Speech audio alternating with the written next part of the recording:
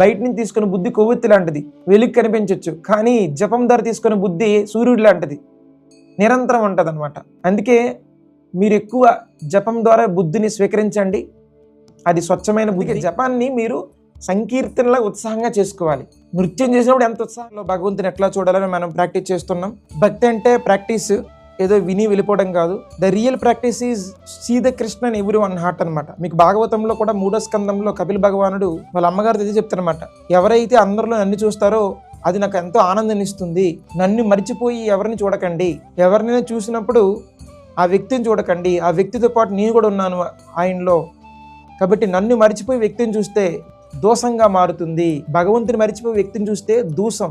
ఎందుకంటే కలియుగంలో మనకి కేవలము ఇది కలియుగం, కలిరు దోష నిదే రాజన్ కదా. కాబట్టి మీరు భగవంతుని మర్చిపోయి ఏదైనా వ్యక్తిని చూసారంటే ఆ వ్యక్తి పట్ల మీకు ప్రేమ రావచ్చు, అంటే సంబంధం అయిపోవచ్చు, లేదా ఆ వ్యక్తిని ద్వేషించవచ్చు, లేదా ఆయన పట్ల అసూయపడవచ్చు, ఏదైనా జరగవచ్చు అనమాట. ఇప్పుడు నేను మిమ్మల్ని చూశాను, ఓకే, మిమ్మల్ని చూసాక మీతో సంబంధం కలుపుకోవచ్చు, లేదా మీరు ఎదుగుదల చూస్తే అసూయపడవచ్చు, లేదా మీకంటే ఎక్కువ నేను గర్వపడవచ్చు అనమాట. నేను భగవంతుని మరిచిపోయి మిమ్మల్ని చూస్తే నాలో ఇవన్నీ దోషాలు వస్తాయి. దీన్నే కలిరు దోష నిదే రాజన్. ఇప్పుడు మన సంబంధంలో కూడా కృష్ణుడు ఆత్మ పరమాత్మ భగవద్గీతలో ప్రతి దగ్గర చెప్తుంది కదా, క్షేత్రము క్షేత్రజ్ఞ పరమాత్మ.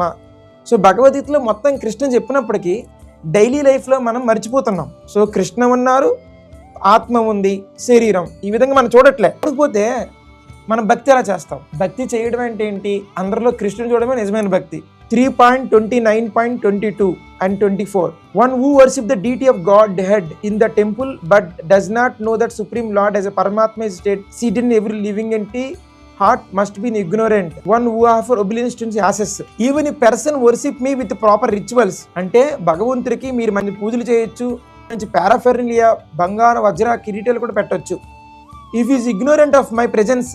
సరే, నువ్వు కేవలం తిరుపతి బాలాజో లేకపోతే మీ ఊరు గుడిలో అన్ని దేవుడిని చూస్తున్నా కానీ అందరిలో కూడా భగవంతుణ్ణి, if is ignorant of my presence in all living entities he never pleases me by the worship of deities in the temple. కేవలము గుడిలో భగవంతుని పూజించుకొని సకల జీవుల్లో భగవంతుని చూడకపోతే అది భగవంతుడికి ఇష్టం ఉండదు అనమాట. చూడండి ఎంత ఇంపార్టెంట్ మాట చెప్పారు. కేవలం గుడిలో దేవుడినే దేవుడు అనుకుంటున్నాం, కానీ ప్రతి వ్యక్తిలో కూడా భగవంతుడు ఉన్నారు అని గుర్తు పెట్టుకోకుండా ఇగ్నోరెంట్గా మనం వారితో ద్వేషం, అసూయ, అహంకారం పెంచుకుంటే అది భగవంతుడికి ఇష్టం లేదని 3.29.24లో మనకి భాగవతంలో చెప్పింది అనమాట. ఇప్పుడు మనం అందరం ఎన్నో రోజులు జపం చేస్తున్నా, ఇట్స్ వెరీ నైస్. నౌ ఇప్పుడు మీకు ఒక కేసు ఇస్తాను అనమాట. ఈ రోజు నుంచి మనం అందరం కూడా ప్రతి వ్యక్తులు భగవంతుడు ఉన్నాడు అని మనం ప్రాక్టీస్ చేయాలి. మన బ్రెయిన్కి మనం చెప్పాలి, ఇన్స్ట్రక్షన్ ఇవ్వాలి. ఇదిగో బ్రెయిన్, నువ్వు ద్వేషిస్తున్నావా? సపోజ్ మీ అలవాటుల్లో భాగంగా ఎవరినైనా మీరు తిట్టివచ్చు, ద్వేషించవచ్చు. వెంటనే మీరు ఏం చేయాలంటే ఆ ద్వేషం వచ్చే లోపల లేదా అగౌరవం వచ్చే లోపల వెంటనే బ్రెయిన్ అలర్ట్ చేయాలన్నమాట. అరే, అందరిలో భగవంతుడు ఉన్నారు కదా, నేను ఎలా దూషిస్తానని చెప్పి వెనక్కి ఆ మాటని తీసుకురావాలి. మీరు ప్రాక్టీస్ చేస్తూ ఉండాలి. ఈ భక్తి అంటేనే సాధన. ఏం సాధన? దీన్ని ప్రాక్టీస్ చేయాలి. భగవంతుడు ఉన్నారు, జాగ్రత్త అని. ఓకే, అందుకోసమే నేను ఈ ఎక్కువ మంత్రం జపం చేస్తున్నమాట. జపము మనము చిన్నప్పటి నుంచి శుద్ధ భక్తులం కాదనమాట. అలాగనే మన మందిరంలో మంచి భక్తుల సాంగత్యంలో లేము, మనం ఎక్కడో దూరంగా ఉన్నాం. కాబట్టి మరి మనలాంటి వాళ్ళు అందరిలో భగవంతుని చూడడం అంటే అంత ఈజీ కాదు. అలాంటి వాళ్ళ కోసమే భగవంతుడి కలియుగంలో ఈ నామ అవతారం తీసుకొచ్చారు. ద్వాపర పరిచర్యం కదా నామ సంకీర్తన అంటే. మీ ఇంట్లో కూర్చొని నామం చేయడము లేదా భక్తుల సాంగత్యాన్ని మీ దగ్గర క్రియేట్ చేసుకోవడం, ఇది ఒకటే మార్గం ఉంటుంది. మరి తెలియదు కలిప్రభం ఎట్లా ఉంటుంది. కాబట్టి మీరు అందరిలో భగవంతుని చూడాలంటే ముందు హరే కృష్ణ మంత్రంలో భగవంతుడు ఉన్నారని గుర్తుపెట్టుకుని జపం చేయాలి. ఇది నెంబర్ 1. దీన్ని ఏమంటారంటే స్క్రీన్లో చూసారా, సజీవమైన శ్రద్ధ సబ్జెక్ట్ అటెన్షన్, నిర్జీవమైన శ్రద్ధ ఆబ్జెక్ట్ అటెన్షన్. ఒక సాఫ్ట్వేర్ వ్యక్తి తన ల్యాప్టాప్లో కోడింగ్ రాస్తున్నాడు, అది అటెంటివ్ రాస్తాడు అనమాట. అటు ఇటు అయిందంటే ఆయనకి శాలరీ రాదు, లేదు జాబ్ని తీసేస్తారు. సో అది ఆబ్జెక్ట్ అటెన్షన్. అంటే ఆయన కోడింగ్ చాలా నీట్గా రాస్తే ఆయన డబ్బులు వస్తాయి. ఇది నిర్జీవమైంది, కానీ అటెన్షన్ ఇస్తున్నాడు ఆయన. సజీవమైన అటెన్షన్ ఏంటంటే కంప్యూటర్లో మీరు ఎలాగైతే కొట్టుతారో అది అటెన్షన్ ఇస్తుంటారు, అది ఆబ్జెక్ట్. సబ్జెక్ట్ అంటే ఒక పర్సన్ ఉంటాడు, ఒక పర్సన్కి ఇచ్చే అటెన్షన్ని సబ్జెక్ట్ అటెన్షన్ అంటారు. మీరు ఇంట్లో బైక్ నడుపుతున్నారు, డ్రైవింగ్ చేస్తున్నారు, అది ఆబ్జెక్ట్ అటెన్షన్. ఓకే, తర్వాత మీ సీట్లో ఎవరైనా కూర్చున్నారు జాగ్రత్తగా, వారిని కాపాడుకుంటూ డ్రైవ్ చేస్తున్నారు, సబ్జెక్ట్ అటెన్షన్, వాళ్ళు గుర్తుపెట్టుకుంటూ. లేకపోతే వాళ్ళు వెనక పెద్ద ఉన్నారు మర్చిపోయి నువ్వు స్పీడ్ వెళ్ళిపోయారు ఉద్దేశం అనుకోవాలి, కుదరదు కదా. లైక్ దట్ సబ్జెక్ట్ అటెన్షన్ అంటే సజీవమైన వ్యక్తికి సజీవం దానికి ఇచ్చే అటెన్షన్నే సబ్జెక్ట్ అంటారు. ఈ హరే కృష్ణ మంత్రం చూడడానికి ఫర్ ఎగ్జాంపుల్ ఒక శబ్దం వచ్చింది, దీంట్లో అవతారం లేదు, ఇది శబ్దమే, దీంట్లో అవతారం లేదు. శబ్దానికి అటెన్షన్ ఇస్తున్నాం, ఇది దీంట్లో అవతారం లేదనమాట. దీన్ని ఏమంటారు? ఆబ్జెక్ట్ అటెన్షన్ అంటారు. సౌండ్లు వస్తుంటాయి, ఈవెన్ ఇది సౌండ్, అది ఆబ్జెక్ట్ అటెన్షన్ దాని మీద వెళ్తుంటుంది. కానీ హరే కృష్ణ అంటే అది సజీవం. సజీవం అంటే ఏమిటి? సజీవం అంటే దాంట్లో భగవంతుడు ఉన్నారు. ఓకే, సో అందుకే ప్రతి పోస్ట్ తిప్పేటప్పుడు నేను సబ్జెక్ట్ అటెన్షన్ ప్రాక్టీస్ చేయాలి, ఆబ్జెక్ట్ అటెన్షన్ కాదు. ఇంక చాలా మందికి అటెన్షన్ ఎవరు, ఇంకెవరు ఆబ్జెక్ట్ అటెన్షన్ లేదు, మంత్రం వింటుంటారు, హరే కృష్ణ కృష్ణ కృష్ణ హరే హరే, హరే రామ్ రామ్ రామ్ హరే హరే కూడా మంచిదే, అట్లీస్ట్ శబ్దాన్ని వింటున్నాడు. కానీ ఆ శబ్దమే భగవంతుడు అని వింటే అది రియల్ జప, అది ఇంకా పవర్ఫుల్ జప. చాలా మంది మంత్రం వినరు, ఇంకొకరు మంత్రం వింటుంటారు, కానీ ఇంకొకరు ఆ మంత్రము సజీవమైనది, సబ్జెక్ట్ అటెన్షన్ ఇచ్చారనుకోండి, అది ఎక్సలెంట్ స్టేజ్ ప్రతి పోస్ట్లో భగవంతుడు రావడం. ఇప్పుడు మనము జాగ్రత్తగా ఈ స్క్రీన్ని క్యాప్చర్ చేసుకొని మీరు దీన్ని ప్రాక్టీస్ చేయాలి. నేను ఇక్కడ నుంచి సబ్జెక్ట్ అటెన్షన్ ప్రాక్టీస్ చేస్తా. ఇన్ని రోజులు మైండ్లెస్ చేశాను, మొన్నటి వరకు మైండ్ఫుల్ చేశాను, ఇప్పుడు సబ్జెక్ట్ అటెన్షన్. ప్రతి పోస్ట్లో కూడా కృష్ణ వస్తున్నారని ఒక సంబంధ జ్ఞానంతో మంత్రాన్ని చేయాలి, దీన్ని ప్రాక్టీస్ చేయాలి. ఓకే, ఇప్పుడు మీ యాక్షన్, ఎమోషన్, ఇంటెన్షన్ ఇది చాలా ముఖ్యమైనది అనమాట జపంలో. Action, emotion and intention. For example intention అంటే కావాలని తప్పులు చేసేవా అంటే ఇంటెన్షన్ అంటే ఆయన ఇంటెన్షన్ రాంగ్ ఉంటుంది, బయట మంచోడ్లా ప్రవర్తిస్తాడు, లోపల చెడ్డోడ్లా ఉంటాడు, దీన్నే ఇంటెన్షన్ అంటారు.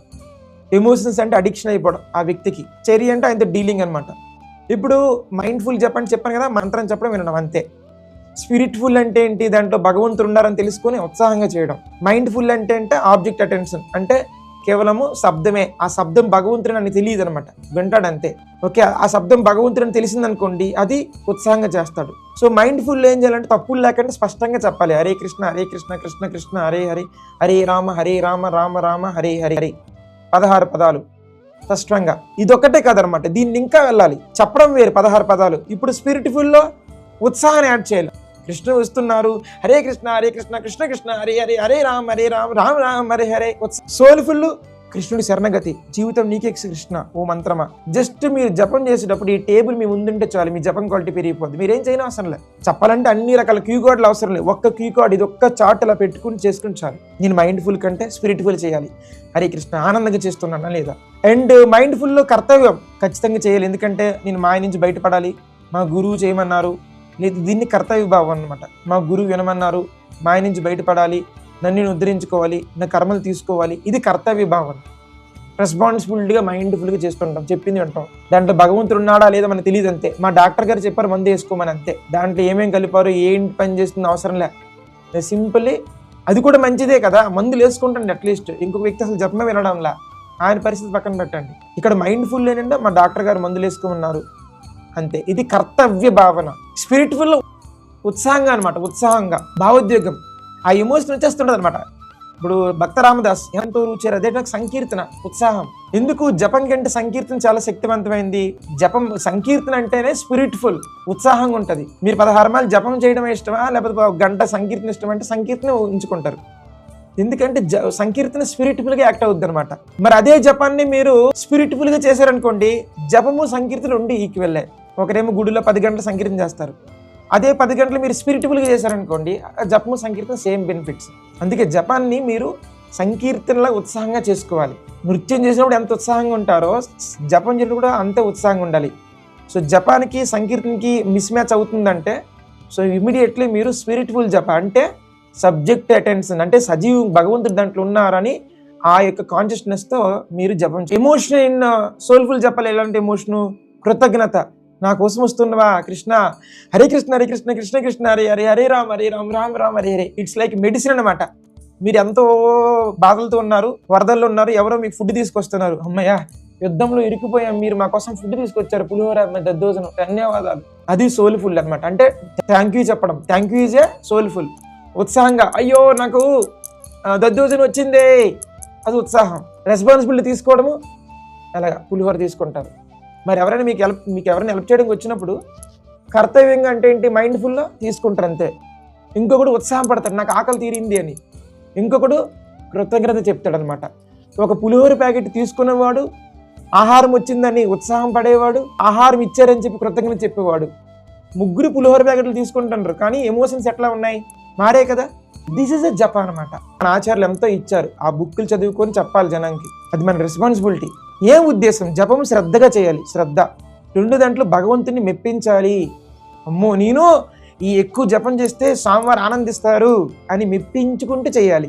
అయిపోస ఆనందం. కొడుకు అన్నం తింటుంటే అమ్మకి ఆకలి తీరిపోతుంటది, అంటే అమ్మకి అన్నం లేకపోయినా కొడుకు పెట్టేస్తుంది. ఓకే, మనం బాగా జపం వింటుంటే సో కృష్ణ హ్యాపీ ఫీల్ అవుతారు. అండ్ మనం మెప్పించాలి. అమ్మా నేను అన్నం తింటే నువ్వు ఆనందంగా ఉంటావు కదా, నీకోసం తినేస్తాను. ఇది ఏంటంటే స్పిరిచువల్ అనమాట. గౌరవంగా నేను 16 మాలు జపం చేస్తే ప్రభుపాద మీరు హ్యాపీ కదా, నేను ప్రభుపాద్ మీరు 16 మాలు చేయమని చేసేస్తాను అంతే. ప్రభుపాద్ మీరు ఏకాదశిలో ఎక్కువ చేయమని చెప్పారు, ఇన్స్ట్రక్షన్ ఆల్రెడీ నేను ఇచ్చాను గ్రూప్లో. చేయాలి ప్రభుపాద్, ఎస్. ఎందుకంటే 20 సంవత్సరాల క్రితము మాయ ప్రభావం తక్కువ. అప్పుడు మీరు 16 మాలు 10 మాల్లో 5 మాల్లో ఓకే, నాకు తెలియదు. ఇప్పుడు కనీసం ఏకాదశికి ఎక్కువ మాలు చేయలేదనుకోండి, మిమ్మల్ని ఎవరు కాపాడతారు మాయ నుంచి? ఇప్పుడు చూసారంటే మాయ చాలా ఎక్కువ అయిపోయింది. ప్రభుపాద వారి టైంలో మీకు ఫోన్లు లేవు, ప్రభుపాద వారి టైంలో మీకు ఫోన్లు లేవు, మాయ కూడా ఎక్కువ లేదు. ఇప్పుడు మాయ పెరిగే కొలిది జపం పెంచలేదనుకోండి, చాలా ప్రాబ్లమ్స్ ఫేస్ చేస్తాం. లేదంటే నాకు అవసరం లేదంటే ఓకే, అది మీ ఇష్టం. I never force anyone. మిమ్మల్ని మీరు కాపాడుకున్న వాళ్ళకే భగవంతుడు కాపాడుతాడు. కాబట్టి సో భగవంతుని మెప్పించాలని కోరికతో ఇంటెన్స్ అనమాట. శ్రద్ధగా చేసేవాడు ఇంటెన్స్గా చేయాలి. ప్రతి పోస స్వామిని ఫుల్ హ్యాపీ. అచంచలమైన భక్తి లైక్ ప్రహ్లాద, నాకు నామం తప్ప వేరే గతి ఏమీ లేదు, నా లైఫే నామం. చూడండి, ఇది చాలా అన్నిటికంటే ముఖ్యమైనది. బయట నుంచి తీసుకున్న బుద్ధి కొవ్వొత్తి లాంటిది, వెలుగు కనిపించవచ్చు. కానీ జపం ద్వారా తీసుకున్న బుద్ధి సూర్యుడు లాంటిది, నిరంతరం ఉంటుంది అనమాట. అందుకే మీరు ఎక్కువ జపం ద్వారా బుద్ధిని స్వీకరించండి. అది స్వచ్ఛమైన బుద్ధి, అది భగవంతుడి కృపా కటాక్షాలు. ఎక్కువ నామం చేస్తే ఎక్కువ శక్తి వస్తుంది, ఎక్కువ జ్ఞానం వస్తుంది. సో మీరు కృష్ణ భాగమని తెలుస్తుంది. దానివల్ల మీరు ఎక్కువ లైఫ్లో చాలా మార్పులు వస్తాయి. ఓకే, ప్రభుపాద పుస్తకాలు, మీరు ప్రభుపాద పుస్తకాలు చదవకుండా ఎక్కువ జపం చేయకుండా కేవలం వింటుంటారంటే అలా కాదనమాట. ప్రభుపాద పుస్తకాలు చదివితేనే మీకు స్టాండర్డ్స్ ఆఫ్ ఇంటెలిజెన్స్ అనేది మీకు ఇంక్రీజ్ అవుద్ది అనమాట. అదే చెప్పాను స్టార్టింగ్ పాయింట్. కృష్ణుడు లేకుండా చూస్తే ద్వేషాలు అసూయలు వస్తాయి. ఏది వచ్చినా కృష్ణుడి కృపగా దాన్ని స్వీకరించండి. భగవంతుడు పెట్టే పరీక్షని కృష్ణ కృపగా కన్వర్ట్ చేస్తే మీరు స్ట్రాంగ్ డివోటీస్ అవుతారనమాట. ఓకే.